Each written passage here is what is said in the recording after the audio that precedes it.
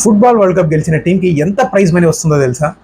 Football world cup start అయిందండి FIFA 2026. ఈ కాంటెక్స్లో ఫిఫాకి సంబంధించి కొన్ని ఇంట్రెస్టింగ్ ఫ్యాక్ట్స్ తెలుసుకుందాం.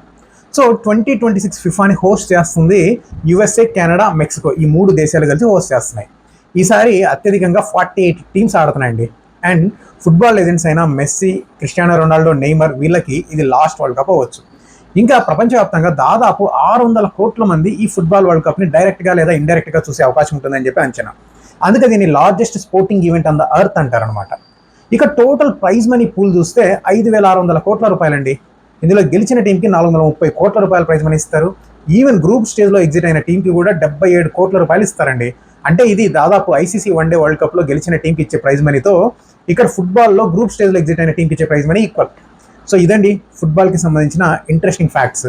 అండ్ ఇది లైవ్ స్ట్రీమింగ్ ఎక్కడ అవుతుందంటే G5 OTTలో లైవ్ స్ట్రీమింగ్ అవుతుంది. Thank you so much.